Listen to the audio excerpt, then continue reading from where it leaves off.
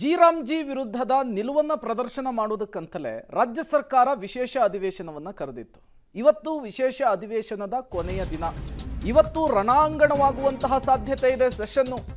ಇವತ್ತು ವಿಶೇಷ ಅಧಿವೇಶನದ ಕೊನೆಯ ದಿನವಾಗಿರೋ ಹಿನ್ನೆಲೆಯಲ್ಲಿ ಕೊನೆಯ ದಿನದ ಈ ಕಲಾಪ ಇದೆಯಲ್ಲ, ಸೆಷನ್ ಇದೆಯಲ್ಲ, ಅದು ಕುತೂಹಲ ಕಾರಣವಾಗ್ತಾ ಇದೆ. ಜಿ ವರ್ಸಸ್ ಮನ್ರೇಗಾ ಗಲಾಟೆ, ಅಬಕಾರಿ ಸಚಿವ ತಿಮ್ಮಾಪುರ್ ವರ್ಸಸ್ ವಿಪಕ್ಷಗಳ ಜಟಾಪಟಿ,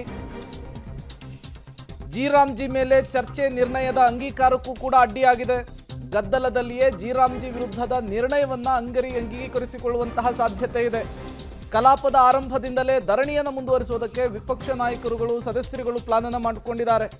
ಹಾಗಾಗಿ ಇವತ್ತಿನ ಅಧಿವೇಶನ, ಇವತ್ತಿನ ಸೆಷನ್ ಅಕ್ಷರಶಃ ರಣಾಂಗಣವಾಗುವುದರಲ್ಲಿ ಡೌಟ್ ಇಲ್ಲ. ಕಳೆದ 2-3 ದಿನಗಳಿಂದಲೂ ಕೂಡ ಸೆಷನ್ನಲ್ಲಿ ಏನೆಲ್ಲ ಬೆಳವಣಿಗೆಗಳಾಗ್ತಾ ಇದೆ ಅನ್ನೋದನ್ನು ನಾವು ಗಮನಿಸ್ತಾ ಇದ್ದೀವಿ. ಪ್ರಧಾನಿ ನರೇಂದ್ರ ಮೋದಿ ಅವರ ಬಗ್ಗೆ ಮಾತನಾಡಿದ್ದಕ್ಕೆ ವಿಧಾನ ಪರಿಷತ್ನಲ್ಲಿ 2 ದಿನ ಕಲಾಪವನ್ನು ನುಂಗಲಾಯಿತು, ಪದೇ ಪೋಸ್ಟ್ಪೋನ್ ಆಯಿತು. ಈಗ ಇವತ್ತು ಕೊನೆಯ ದಿನದ ಸೆಷನ್ನು ವಿಧಾನಸಭೆಯಲ್ಲಿ ಜಿ ಮಸೂದೆಯ ವಿಚಾರಕ್ಕೆ ಸಂಬಂಧಪಟ್ಟಂತೆ, ಮನ್ರೇಗಾ ವಿಚಾರಕ್ಕೆ ಸಂಬಂಧಪಟ್ಟಂತೆ ಕದನ ಕೋಲಾಹಲವನ್ನು ಸೃಷ್ಟಿ ಮಾಡುವ ಸಾಧ್ಯತೆ ಇದೆ.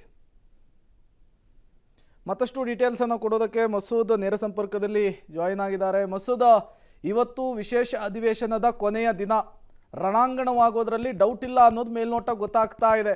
ವಿಪಕ್ಷಗಳು ಯಾವ ರೀತಿ ಆಡಳಿತ ಪಕ್ಷದ ಮೇಲೆ ಮುಗಿಬೀಳೋದಕ್ಕೆ ಸಿದ್ಧತೆ ಆಗಿದೆ, ಅದನ್ನು ಟ್ಯಾಕಲ್ ಮಾಡೋದಕ್ಕೆ ಆಡಳಿತ ಪಕ್ಷ ಯಾವ ರೀತಿ ಪ್ರಿಪರೇಷನ್ ಮಾಡಿಕೊಂಡಿದೆ, ಎಕ್ಸ್ಪ್ಲೇನ್ ಮಾಡಬಹುದಾ ಮಸೂದ್? ಪ್ರೇಮ್, ಈಗಾಗಲೇ ಬಿಜೆಪಿ ಜೆಡಿಎಸ್ ಸದಸ್ಯರು ಅಹೋರಾತ್ರಿ ಧರಣಿ ಮಾಡಿದ್ದಾರೆ. ಸಚಿವ ಆರ್.ಬಿ. ತಿಮ್ಮಾಪುರ್ ಅವರ ರಾಜೀನಾಮೆಗೆ ಪಟ್ಟು ಹಿಡಿದು ಅಹೋರಾತ್ರಿ ಧರಣಿ ಕೂಡ ಮಾಡಿದ್ದಾರೆ. 10 ಗಂಟೆಗೆ ಕಲಾಪ ಆರಂಭ ಆಗುತ್ತೆ. ಕಲಾಪ ಆರಂಭದಿಂದಲೇ ಮತ್ತೆ ಧರಣಿಯನ್ನು ಮುಂದುವರಿಸೋದಕ್ಕೆ ನಿರ್ಧಾರ ಮಾಡಿದ್ದಾರೆ. ಅಂದರೆ ರಾಜೀನಾಮೆ ಅವ್ರದ್ದು ಪಡ್ಕೊಳ್ಳಬೇಕು, ರಾಜೀನಾಮೆ ಪಡ್ಕೊಂಡ ನಂತರನೇ ವಿ.ಬಿ.ಜಿ. ರಾಮ್ಜಿ ಚರ್ಚೆ ಮುಂದುವರಿಸಬೇಕು ಅನ್ನುವಂಥ ಒಂದು ಪಟ್ಟು. ಭ್ರಷ್ಟ ಸಚಿವರೊಬ್ಬರನ್ನ ಜೊತೆ ಕೂರಿಸ್ಕೊಂಡು ಯಾವ ರೀತಿ ನೀವು ವಿ.ಬಿ.ಜಿ. ಚರ್ಚೆಯನ್ನು ಮಾಡ್ತೀರಾ, ಸದನದಲ್ಲಿ ಯಾವ ರೀತಿ ಭ್ರಷ್ಟ ಸಚಿವರನ್ನ ಕೂರಿಸ್ಕೊಳ್ತೀರಾ ಅನ್ನುವಂಥ ಒಂದು ವಾದವನ್ನು ಮುಂದಿಡ್ತಾ ಇದ್ದಾರೆ. ಆ ರಾಜೀನಾಮೆಗೆ ಪಟ್ಟನ್ನು ಹಿಡಿತಾ ಇದ್ದಾರೆ. ಸದನದಲ್ಲಿ ಧರಣಿಯನ್ನು ಕೂಡ ಮುಂದುವರಿಸ್ತಾರೆ, ಮುಂದೆನೂ ಕೂಡ ಹೋರಾಟ ಮಾಡಬೇಕು ಅನ್ನುವಂಥ ನಿರ್ಧಾರ ಮಾಡ್ಕೊಂಡಿದ್ದಾರೆ. ಆದರೆ ಸರ್ಕಾರ ಇಲ್ಲಿ ಸಚಿವರ ಸಮರ್ಥನೆಗೆ ಇಳಿದಿದೆ. ನಿನ್ನೆ ಖುದ್ದು ಸಿದ್ದರಾಮಯ್ಯನವರೇ ಅವರ ಮೇಲಿನ ಆರೋಪ ಸುಳ್ಳು, ಅವ್ರು ಯಾಕೆ ರಾಜೀನಾಮೆ ಕೊಡಬೇಕು, ನೀವು ಹೇಳಿದ್ದಕ್ಕೆಲ್ಲ ರಾಜೀನಾಮೆ ಕೊಡೋಕ್ಕಾಗುತ್ತಾ ಅನ್ನುವಂಥ ಸಮರ್ಥನೆಯನ್ನು ಮಾಡಿಕೊಂಡ್ರು. ದಿನೇಶ್ ಗುಂಡೂರಾವ್ ಅವರು, ಶರಣು ಪ್ರಕಾಶ್ ಪಾಟೀಲ್, ಪ್ರಿಯಾಂಕ್ ಖರ್ಗೆ ಅವರು, ಹೀಗೆ ಎಲ್ಲ ಸಚಿವರು ಒಂದು ರೀತಿಯಲ್ಲಿ ಇಡೀ ಸರ್ಕಾರ ತಿಮ್ಮಾಪುರ ರಕ್ಷಣೆಗೆ ನಿಂತಂಗೆ ಕಾಣಿಸ್ತಾ ಇದೆ. ಇಲ್ಲೇ ಸರ್ಕಾರಕ್ಕೆ ಗಂಭೀರತೆ ಅರ್ಥ ಆಗ್ತಿಲ್ವೋ ಅಥವಾ ವಿರೋಧ ಪಕ್ಷಗಳ ಆರೋಪ ರಾಜಕೀಯ ಅನ್ನುವಂಥ ಕಾರಣಕ್ಕೆ ನಿರಾಕರಣೆ ಮಾಡ್ತಾ ಇದೆಯೋ ಗೊತ್ತಾಗ್ತಿಲ್ಲ. ಅಷ್ಟೆಲ್ಲ ಆಡಿಯೋ ಪ್ರಕರಣ ಬಯಲಾಗಿದೆ.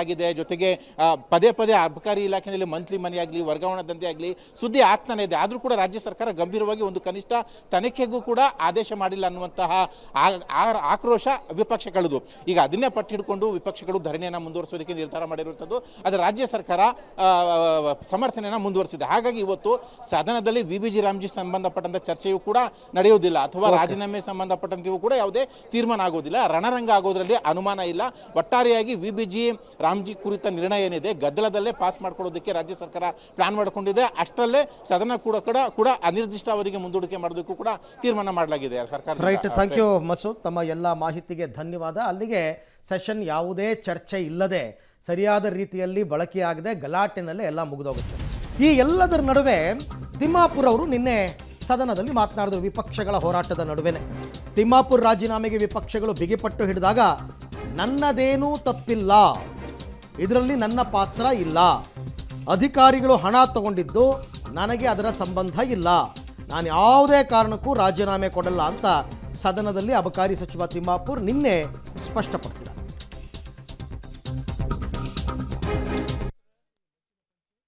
ಸಾಹೇಬರ ಅಕ್ರಮ ಆಸ್ತಿ, ವಿಜಯೇಂದ್ರ ಅವರ ಕುಟುಂಬದ ಆಸ್ತಿ, ಯಡಿಯೂರಪ್ಪರ ಗ್ರಾಮೀಣ ಸಚಿವರು ಇದ್ದಾಗ ರಾಜ್ಯಪಾಲರಿಗೆ ದೂರು ಕೊಟ್ಟಿರ್ತಕ್ಕಂಥದ್ದು ಯಾರು, ಈಶ್ವರಪ್ಪ ಅವರೇ. ಹೀಗೆ ಹಲವಾರು ಕೇಸುಗಳಾದವು, ಅವರಾರು ರಾಜೀನಾಮೆ ಕೊಡಲಿಲ್ಲ. ನಾನು ಸನ್ಮಾನ್ಯ ಮುಖ್ಯಮಂತ್ರಿಗಳ ಜೊತೆ ಮಾತನಾಡಿ ಹಲವಾರು ಸುಧಾರಣೆಗಳನ್ನು ತಂದಿದ್ದೆ. ನನ್ನ ಪಾತ್ರ ಯಾವುದರಲ್ಲಿನೂ ಇಲ್ಲ. ಹಾಗಿದ್ರೆ ಹಿಂದಿನ ಎಲ್ಲ ಮಂತ್ರಿಗಳು ರಾಜೀನಾಮೆ ಯಾಕೆ ಕೊಟ್ಟಿಲ್ಲ?